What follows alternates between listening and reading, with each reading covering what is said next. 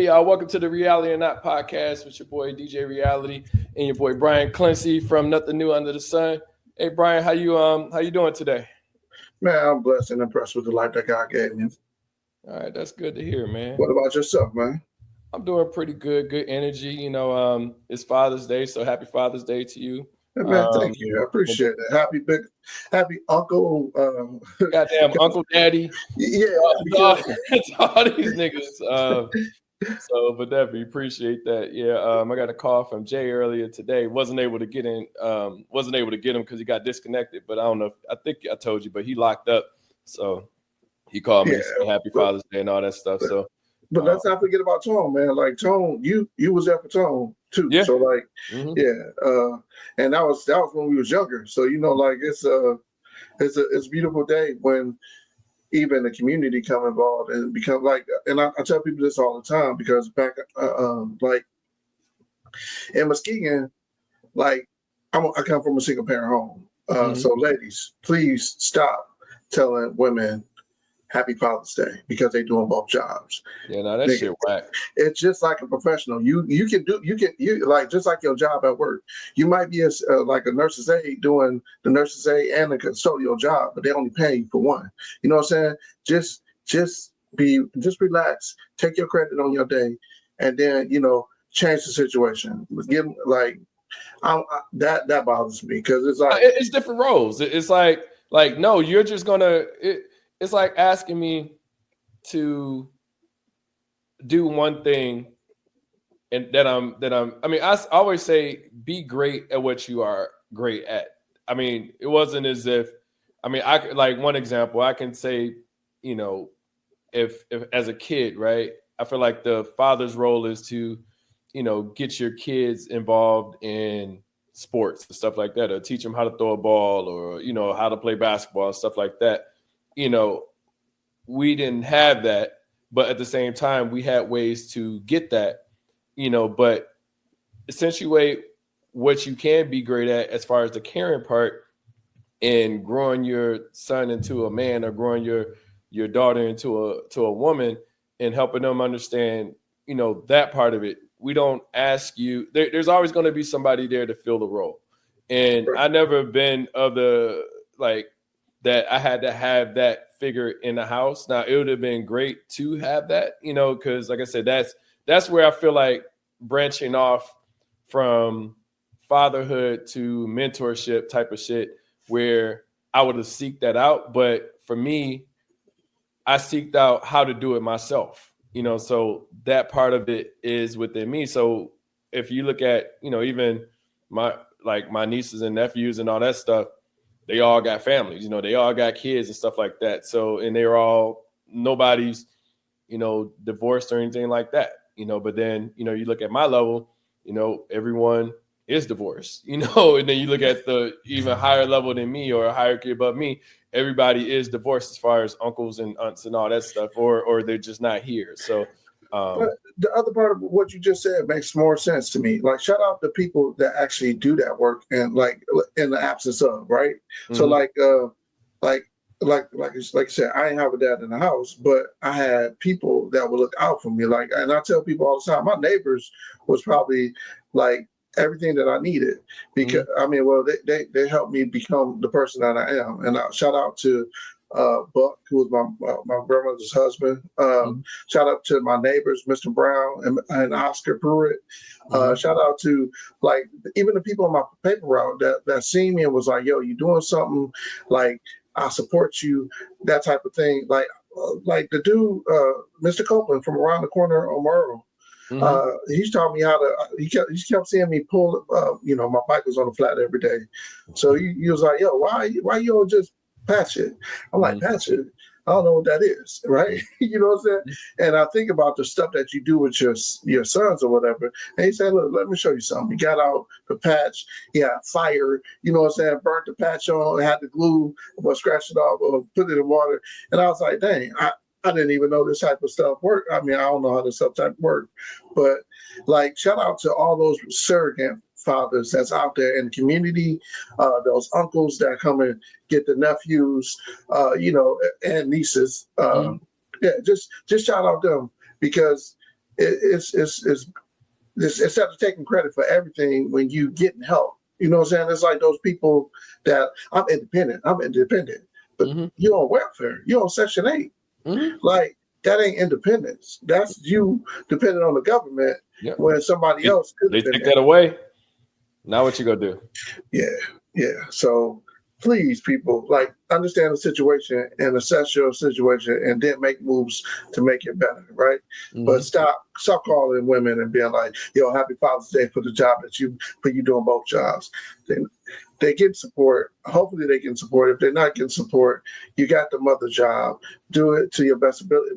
Being a mother is finding the support that you need for your sons and daughters. So. No, and that's dope. And you that's a great point. I was gonna say something to that point that a mother is resourceful in making sure that all of their kids' needs are met.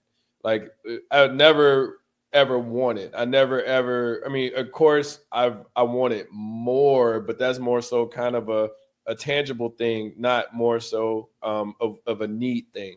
So of course, I would have loved to have used jeans or I don't know, Jabodes or fucking I don't know. I ended up getting Jordans, but that wasn't a thing, starting out. And then even still, I had to figure out ways to make those things happen, but those weren't things that I needed. But they made sure that I had clothes, made sure I was around my family, made sure that I had that attention, and like I said, I was a quiet kid, I mean, I ended up breaking out of that, but I was always kind of to myself in a sense, or if I was around people, it was a very small amount of people that I was around, and I still feel like I have that in me a little bit. Like I can still socialize and be around people, but at the same time, I'm looking at the clock, trying to figure out what time I'm leaving.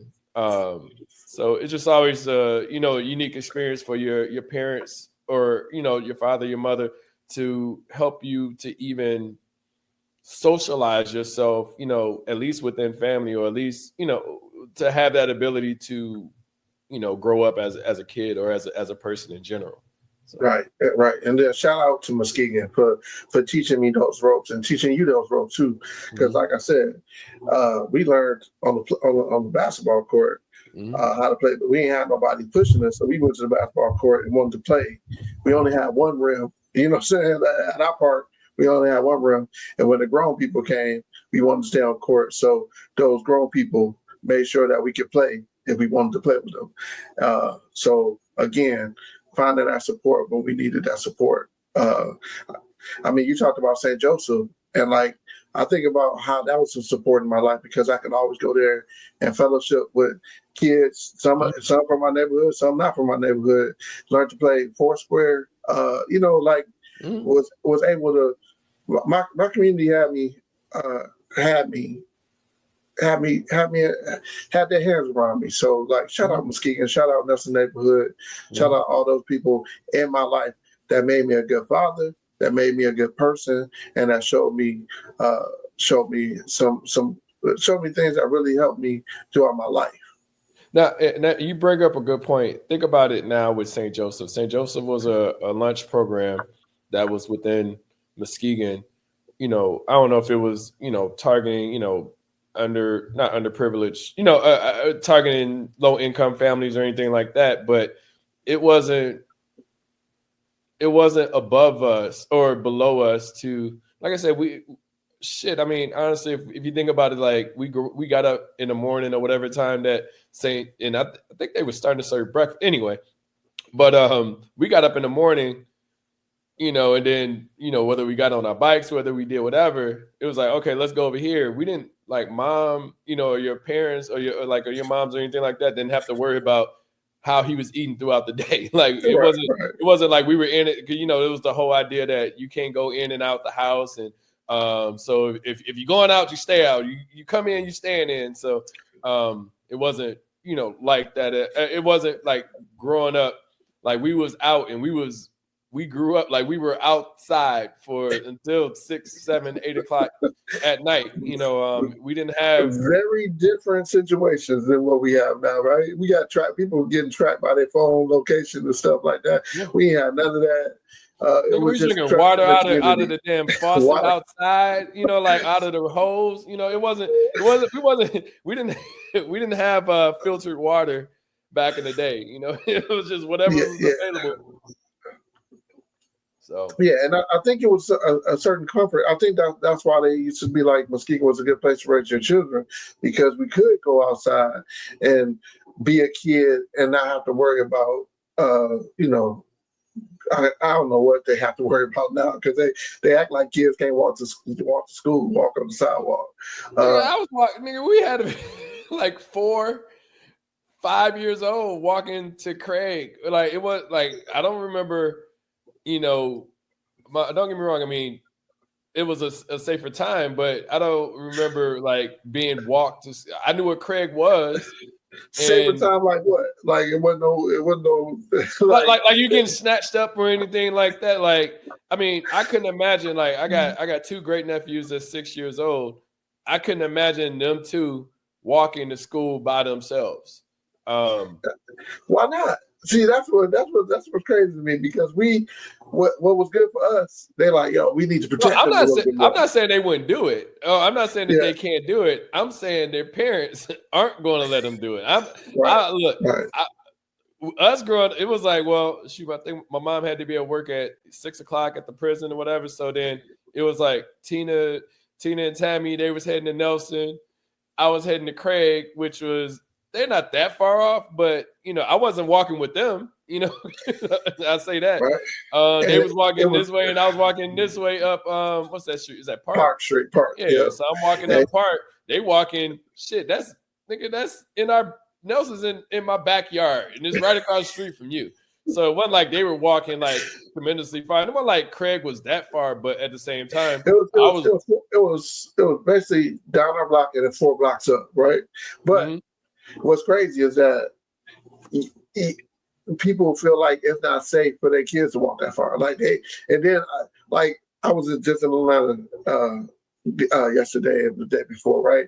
And it's crazy that people can't cross the street without the little thing telling them so, right? And I'm like, yo, I don't care what that thing say. If I can make it, I'll do it. You know what I'm saying? Like, because I learned that as a child, you know. Don't get hit, you know what I'm saying? But yeah, well, I mean, I'm gonna look both ways. I'm not just gonna be. I mean, it's almost. I don't know if you watched The Office.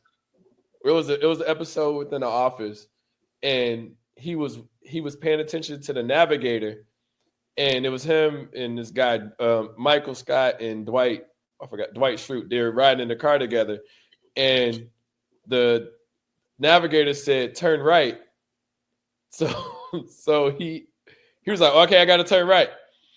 And Dwight was like, well, no, you can't turn right. It's not a street yet. But he was paying attention to the navigator so much, he turned right and ended up in a water, like in a lake or a river or something like that. Just because he was following the directions of the navigator versus like seeing, like paying attention to the environment where, I mean, even though it's telling you to turn right, it may be telling you to turn right in 0.2 miles rather than turning right immediately. So, but yeah, we are in a society now that, not to say that you have to follow, not that all directions have to be followed or anything like that, but we don't understand how to do things without being told how to do those things. Like if you give me something, it just depends on at the level of what it is. But if you give me something to figure out, I'll figure it out. You know, like say when you give me something without instructions, right? I know how to, even with the tools that we have, like, hey, YouTube, how to figure it out, or Google, how to figure this out, or I'll play around with it. And if it's something that I can figure out directly, then that's cool too. But I feel like sometimes, and this shit annoys the fuck out of me. And I'm gonna send you this link. There's a link. I think it's how to Google that.com or something like that. But and it's it feels assholish when I send it to people, but at the same time I don't care. Is that I'll send them that link. I'll put what they said in the Google space for it. So then what it does, so when you open it up, it'll show what you asked, then it'll drag it, it'll show an arrow, click Google, and then it'll send you the response from Google to say this is what you're asking. It was like, don't ask me questions on things that are Googleable. Like well, see, let's go back to the previous podcast when we talk about being in the box and being out the box, right? Mm-hmm. So, like, these are suggestions; they're not necessarily rules, right? Mm-hmm. And then you have to understand that certain people do things out of tradition versus out of a thought. That's why Uber was a big idea. It was like, oh shoot, I can do it on my phone. It's I need a ride. I need a ride now. You know what I'm saying? So when you put yourself in a box and say, hey, look, this is how they say to do it. That's how to do it, and you don't challenge the whys. Like, I wish public school would start going back to like, hey, ask me why. You know what I'm saying? Because I don't like whys, but just FYI. but you ask yourself why all the time. No, yeah. I'm saying I'll ask my own self why, but I don't like other people asking me why and not researching other options or other ways to do it. Now, you should ask yourself that, but it's like, well, I'll tell you, like you say, hey, you asked me a question like, what's the best way to make money? I can only tell you the way that I know how to make money. Exposed to. Yeah. But you can look up like, oh, well, he's a product manager or he works within Salesforce. Oh, how much money does somebody within Salesforce make? That's a Googleable answer. I mean, you can find that answer. You can find a ChatGPT. I mean, I can definitely give you the personal experience. But then again, as Black folks, we don't like to talk about our money. We don't like to talk about our income, which I think is a problem too. But all that being said, that because you don't want everybody in your pocket. Because I remember one time it was something as simple as like I posted, it was something I was talking about. Maybe it was like cologne, and it was like, oh, you big bucks. I was like, no, that's that nice cologne. Is that shade? It feels like it. It feels like that passive aggressiveness, right? Yeah, it feels like you count my money. See, I think that's like the passive aggressive must be nice, but like, let's dial that back into it because, like, I get that, right? And that's one of the reasons why I move in silence, right? Mm-hmm. One of the topics, right? Mm-hmm. One of the reasons why I would never post my car because people be acting like, hey, you got money because you got this car, right? Not necessarily like y'all don't be superficial, people. Like, I see people. Why do we have to move in silence though? That's the thing that bothers me. It's like, why can't I show off my stuff? And it's not even showing off. It's like I had an old manager, and he was a cool dude, and he was my mentor. Only Black male mentor I've ever had, and I was talking because he had a Corvette, and he had a Trailblazer. The Trailblazers from I don't know, when I was working with him, that was like 2011. He had a Trailblazer from 2002 or 2001, but then he had this Corvette that he restored that was from 1968 and 1967. He told me if you ever, get a new car, blah, blah, blah, drive your old car to work, because people are watching.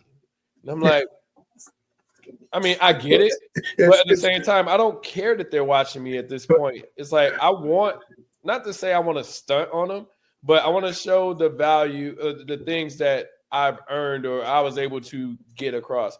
I remember one of my most recent managers, I was talking to him and I was in his office and he had a Corvette frame in his office. But he had a Porsche. He had a Porsche 911. And I rode in this car, we done lunches and stuff like that. I rode in this car and I was like, why do you have the Corvette on here, but you have a Porsche? He's like, I have a Corvette too. I was like, oh, okay. So it's like, it's sometimes it's okay for, not to say white or whatever, to be able to portray these things or to have these nice things. But for us, it's looked at as you think you're better than me, or you're trying to show your things off. And it's like, well, showing your wealth can only either, I don't want to generate envy or what's the word that they use in the Bible? Covet. I don't want you to covet anything that I have, but I want you to try to achieve the things that I do have, if that works for you. Like if I have a Corvette, you're like, well, how did you get this Corvette? I got it because I got money. Like, like it ain't no other way I got it. I got it based off of success, and that shows my success, that he can afford this and still be able to live and not, be within the trenches. Okay, so the other side of that, right? And I just give you my experience, right? I drove my car to one of my jobs, right? And there was like, I was like, yo, this is a really nice car, and I was, so again, the expectation That's some is bullshit. what? I know it's a nice ass car, bitch. The expectation is what, right? Mm-hmm. But then it was like, so you got this, and you got a house in Michigan and in Florida. I was like, yeah. I was like, so, and this is the only job you have? I said, yeah, I got certain investments and stuff, right? And so talking about that, it was like, oh wow, so you don't really need to work here. And I was like, no, I do. It's income, bitch. What the fuck is wrong with you? But this is not even my people. You know what I'm saying? These are people, co-workers. Yeah. You know what I'm saying? And look, they're like, yo, Carlton was right. I'm not saying that he wasn't right. People watch. You know what I'm saying? Yeah. Now the good part about when your folks watch you, it kind of annoys you. Just because it's like I feel like you count my money, but in the other end, it's like it feels as if it can have an impact on, does he need this job and things of that nature. And I feel like sometimes we feel or that jobs can be determined based off of, like, I don't need any job, but people feel like you have to need it in order to do the job. And it's like, well, no, I can be great at doing my job, but that doesn't mean that I need it.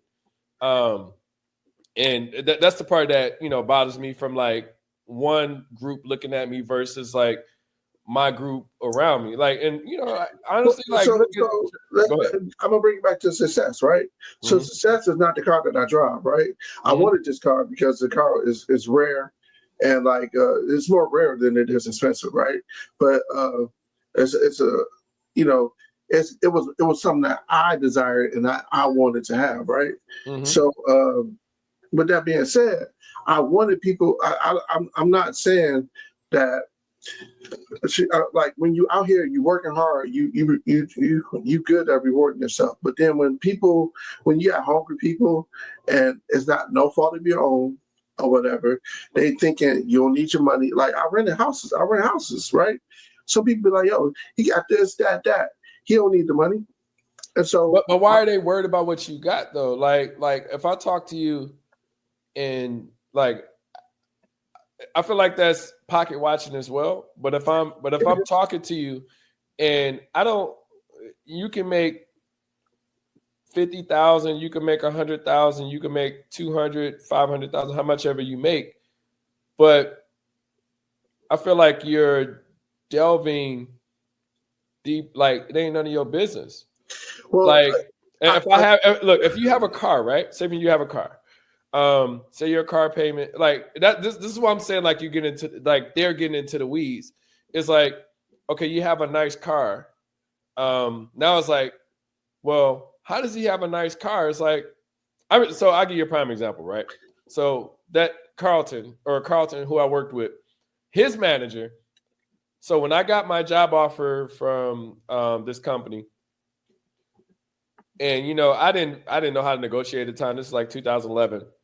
When I got the job offer, and mind you, I have an MBA, or I have a master's degree, I have computer science degree, I have the experience that they're asking for, and the guy, when he, like I said, his manager, he was a plant manager at the time, he was like, it's like, how much did they offer you? And I'm thinking like, why is he in my pockets? What is he's a plant manager making $120,000, $130,000 a year at that time. Because I looked up his shit because he asked about mine. And I was like, they offered me 68,000. He's like, oh damn, they offered you that much? You know, and I'm thinking like 68,000. And mind you, like, you know, not fresh out of grad school. Hell, I was like 2 years removed. But like he was worried about how much I was making, but yet I wasn't even considered to even work at that facility. Like the job that I got offered was a job that I interviewed for within the company in a whole different, like it wasn't within their facility or within their scope of having me to work for them. So like, why would you worry about how much money I'm making? Well, Sean, I'm gonna tell you like this, right? And you prove my point. Mm-hmm. When you start showing up and you start you start having these little trinkets, or when you start showing the stuff that you have, it leads to more questions, right? They ask me shit about my motherfucking shoes, nigga. Like I'm like, right, damn, nigga, right. I can't wear nice shoes. I'm like, nigga, it ain't like I'm showing up with motherfucking 30s on motherfucking Porsche and shit like that, or even like it's me showing up with motherfucking Jordan 3s and shit, and motherfuckers like, damn, like I'm talking about like as of last year, it's like, damn, I don't even know why he even wear those to work. I'm like, they're fucking like they're Jordans. It's like it's not like I'm out here baling hay or picking cotton and shit. Like I'm literally just standing in meetings and sitting at my desk. Again, though, like this is and this is why I really think I do it because of what this one drug dealer told me, right? And I didn't totally understand the concept until I started getting pulled over for having rims and tinted windows and stuff like that, right? He was like, look, the more questions people ask, the more they want to get into your business. You know what I'm saying? Mm-hmm. So the reason why I don't flex is because I want to answer questions that I don't feel like I should have to. So I just become more of an asshole, or just an asshole in general. Like fuck, like I don't want to answer. This okay. I'll let you go into it, but this is one thing I learned from like people being famous and stuff like that. You fuck up when you answer a question that you're not comfortable with. And that's like you can literally say, no comment. Why are you asking me about this? That's a question that I don't feel comfortable with responding to. And, like I said, it doesn't necessarily have to be an asshole response. But at the same time, it's like I ask people like, hey, look, what's my middle name? Nigga, like if you can't tell me my middle name, I don't have to answer any of your questions because you don't know me that well. Like that's just how I like equated to it. It's like, well, no, you may not even know my last name, but it's just like even when people are like, hey, who are you dating? Why do you care who I'm dating if it's either you're just being nosy or you're trying to figure out how you can date me or how you can do something with me? It's like, no, tell me your intentions before you ask me a question. I don't like people asking me a question and I don't know your intentions behind it. I just won't fuck with the question. It's like why am I answering you? It's like sometimes with people like they ask these questions now you move like intentions and they're not telling you. So when somebody asks you that, you move like a real quick, and so that's what like why you need to know. That's my first most of the time when people ask me, like, yo, why you need to know that? But people consider that being an asshole though. And it is not. It's like, listen, sometimes people ask questions. I feel like people ask questions that they are not comfortable with answering themselves. So if you ask me that, and it's just like, I'll ask you, if you ask me a question, most likely, naturally, me personally, I'm going to turn around and ask you that question back. And if you don't answer the question with the same energy and forthcoming, like everything that's coming from me, then I'm not talking to you. You are a pointless conversation piece. Like if you ask me something as simple as how you doing? And I'm like, oh, it's like you say blessed. Like I'm like, okay, I'm good, man. I'm, Dylan, blah blah blah, family, blah blah blah. And then you turn around and I'm gonna ask you the same question, like, well, how's everything going with you? Be like, good. I'm like, okay, I don't need to talk to you because like you want to ask a question a certain way and get this response, and then I'm not getting the response I want to get from you. So then I feel like this is a fruitless conversation. Let's just end it here. Again, let's talk about success, right? So most of the time, people asking you questions is about learning about, want to know how were you successful? How did you do this? How do you do that? And so when people ask me the question like, yo, how you start your own business or whatnot, and like so being in Atlanta, like I know people fantasize, be like, yo, because they ask me, who I'm here with, and I'm like, I'm here by myself. And it was like, so what company? And I'm like, well, I don't have no job. I work for myself. And like, oh, that must be nice. No, it's not always nice. You know what I'm saying? It's good. Don't get me wrong. It's good that I have that opportunity to.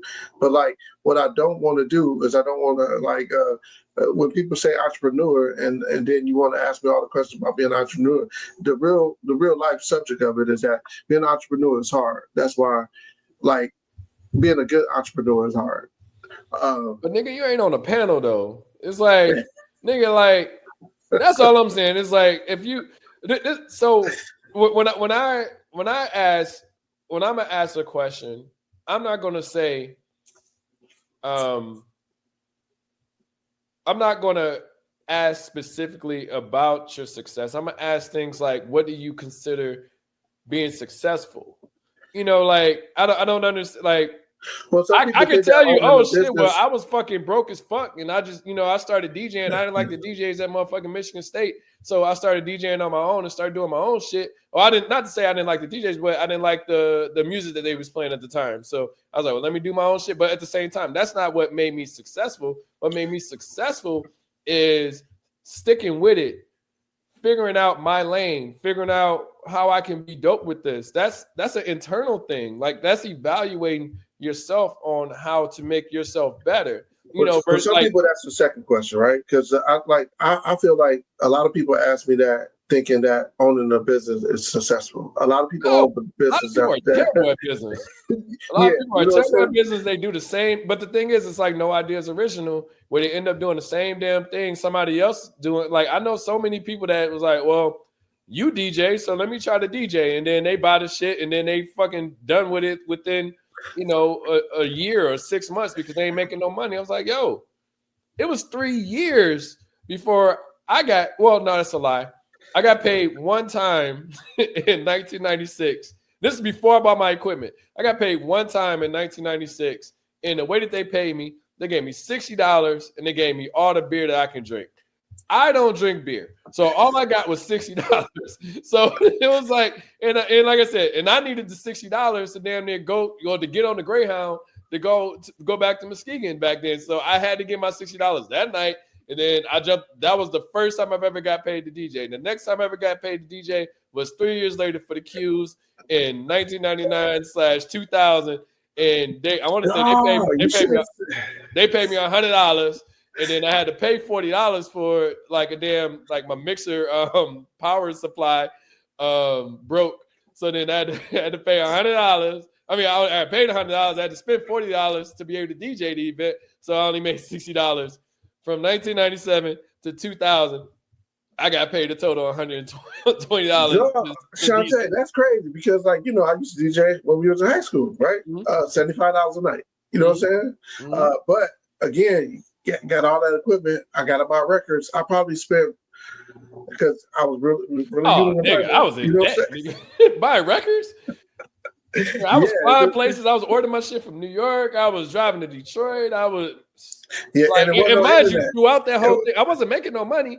So this is all money being spent out of my pocket, financial loans or financial aid and stuff like that. It wasn't no. I didn't have a DJ credit card or anything like that. Right. Or a line of credit. Like, no, I was spending out my pocket trying to make sure this shit pop. And if you ain't got that one song, they're gonna be like, nigga, like you whack. So yeah, and again, it wasn't like records was everywhere. You know what I'm saying? Like you couldn't get them everywhere. Like, and it was not the internet, so it's not like you could order them over the internet. I had to hustle. I would volunteer at the radio station. Be like, yo, y'all got 2 copies of these? Can I have one? You know, like shoot, it's a grind mix. But like once you get out there, and like you said, like I probably wouldn't have like buying the equipment. Like I bought my first mixing board from a Radio Shack. And like having the equipment and then cutting hair, like, and so in high school I felt like I made more money than I did when I was an adult, right? Because I was like, yo, I cut hair on Saturdays, DJ on Friday night and Saturday night, and then I sell candy, right? All that to pay a car note. But listen, look what your grind, and this is what your grind of what your success got you, right? It taught you like how to do things. Like I said, I mean, one thing I learned, I give you a prime example, nigga. This is some of the wackest shit ever. So this is when I was living in Texas. I went to the radio station and I was calling up there because, I was like, I wanted to work in radio. I wanted, like DJ and stuff like that. I called the radio station. I was like, hey, I just want to come up and see if y'all need an intern and all this stuff. Man, these niggas, they finally let me come through. I go up there. These niggas give me, this is 93, 94. These niggas gave me a motherfucking NKOTB tape. They showed me around one in New Kids on the Block, NKOTB in 93. That shit wasn't what was up. These niggas gave me a fucking New Kids on the Block tape in 1990 or a 1993 release, New Kids on the Block tape, and showed me around like one part of the studio. And then just sent my ass home. And I was like, this is whack as fuck. You know what I'm saying? Like, what the? But I'm saying, like, for me still wanting to do that, I was like, okay, I ain't gonna do it. Not necessarily that way, but that shit just rubbed me the wrong way as a kid. I'm like, yo, like, I just want to help. You know what I'm saying? So even fast forward when I moved to New York, or when I was in New York for the summer, I did an internship at D&D Studios. I called them up. I was like, hey, y'all need an intern, blah, blah, blah. And mind you, D&D Studios was big at the time with, artists like Jay-Z, Rakim, DJ Premier mainly worked out of there, Black Moon, all of these different rappers, even Biggie, people were working out of there. So I was like, well, I want to, be a part of the music thing. So then I was doing 36 hours a week free out of there, like 9 hours a day, 4 hours, 4 days a week, just in the studio with all of these artists recording music and stuff like that. I wasn't getting paid. I'm in New York, but I had to learn that. I was like, okay, well, I can't do no free internship no more. Then after that, I ended up doing my co-op in Connecticut. I'm just saying, like, all of these learning experiences have built me to, where I'm tried and true and trying to figure out, like, and this is where I feel like success is, right? Success for me is not necessarily failing, but understanding what's going to make you that much better for your next experience. I knew that, I mentioned this before, but my goal was to make $38,000 a year. And then I realized that wasn't shit, and 38,000 did nothing. Like 38,000, I was getting in deeper debt than what I started out with. It was almost like I was better off just, not to say I leaned on the system, but shit, I wouldn't have been able to stay nowhere if I didn't make anything. But all that being said, I feel like success is learning what you're dope at and then being able to build off of that. And a lot of people fail or not fail, they quit rather than trying to figure out what's the next steps or they expect things to come to them pretty quickly. As I said with the DJing thing, people were like, oh, well, shoot, I can get, some mixing equipment and now I'm a DJ. It was like, well, yeah, you could, but it controlling the party or controlling the environment versus just like being an iPod or just playing music, it's a whole different thing. Like it's a whole, like controlling the space is where it comes with DJing. And that's from, nigga, I done played, not to say I played some whack music, but I done played songs where the crowd leaves the floor. I'm like, okay, can't play that no more. let's play something different. And then, that comes from, like with DJing over time and practice and getting people into my vibe. Like I said, if I play, I don't know, something as simple as Cupid Shuffle, you know what I'm saying? It's gonna be for the middle age to the higher age people doing that hustle. If I play, Boots to the Ground or like that, that's gonna be some of the newer, or Tamia. Can't nobody do the Tamia hustle. I have to teach Tamia hustle every single fucking time I'm playing that song. Because it's just not an easier one. So I'm gonna have less people doing that. So it's just understanding, the environment and what you're building for your success. Again, I think what you're showing is, especially like DJing, and the people don't understand how hard DJing is if you're not consistent and not, because sometimes you got to play whack music, right? Yeah. It's music that you thought like, yo, this sucks. I remember playing. Listen, I did not. The reason why I started DJing was because all I heard was the sucky music, and then I ended up playing some of, or if not all of, the sucky music.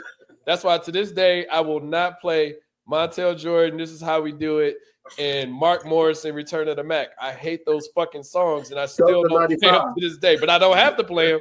But I don't play those fucking songs. those were top hits in 1995. We got that reunion. So to this day, I don't play. Like, if I can get away with, look, now don't get me wrong, I'll play them. I got them ready to go and queued up if I ever got to play them. But it's just like, if I can avoid them, I don't play those songs at all, because I had to play those songs all the fucking time. Is what I'm saying. So yeah, because people come up and request the dumb stuff, but you like, dog, you like this song? Yeah. Like, and some of the newer stuff, like I just can't get into it. So I salute you, because that's a hard job. No, but look at it like this. Like, here, I'll give you a prime example, right? So I remember one time, and this is some of the dumbest shit I've ever participated or known about.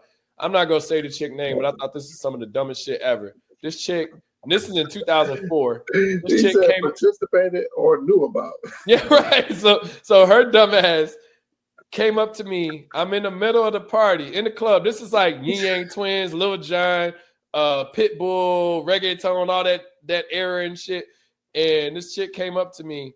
And mind you, I had just got I went to Detroit. I always grab records before I'm about to DJ, or grab new records and see what's out, what's not out, So I grabbed some records, and this record so happened to be within like one of the records. So the chick comes up to me and she asked me to play Ordinary People, John Legend, in the middle of the club. And I'm like, but I hadn't heard it yet, because, I just hadn't gotten to it yet. Plus I had it on record. So I was like, well, let me put it in my headphones, see what it sounds like. And I'm listening. I'm like, she gonna get you booed out of there. She gonna get you booed out. Get me the fuck up. I will never get an opportunity ever again to DJ for any of those people. Not even just that venue, but any of those. Like, if somebody heard me, because most of the time, like, it's word of mouth for me within DJing. So somebody be like, oh, I got a wedding, or I got this coming up, or blah blah blah. And I give them my card. Nobody would have asked me for my card if I had to play Ordinary People in that bitch. That's not even a soul dance one. Like, no, it's not even a bop. It's not. It's no vibe to that song. Like, that song. Yeah, it's like, okay. That song is I'm in my feelings. Life is hectic. It's not even towards women, towards men, or whatever. It's just literally just a song. We are just ordinary people. Yeah. And so, because as a DJ, you say, hey, we about to slow it down, because I'm thinking about when I did it at the skate ring. We about to slow it down and play one for the lovers, and and just knock it down. But that ain't for the lovers. That song ain't that. Yeah. That song is not that. Yeah, that ain't that. On no level would I ever play that song in a venue or an event. Honestly, that's background music. Right, listen, and like I said, I bought it strictly off of, because I fucked with John Legend with Kanye, but I literally bought it because of I was like, okay, John Legend got a song out, let me go ahead and get it. I didn't buy the record based off of me hearing it. So John Legend is from Detroit. Well, no, he's from Ohio, right? Pennsylvania. Pennsylvania? Okay. Yeah, I thought it was like that sound or something like that. He went to he's either, I always get him mixed up, but I think we went to University of Pennsylvania or Penn State, one of the two. but he was I don't know if you noticed, but he had played keys on what's the Lauryn Hill song? It was one of her singles. I can't remember, but he played the keys on there. Like she actually pulled him like from there and had him like they were looking for a keyboard player, and they had him play the keys on that song, whatever. Everything's everything. Okay.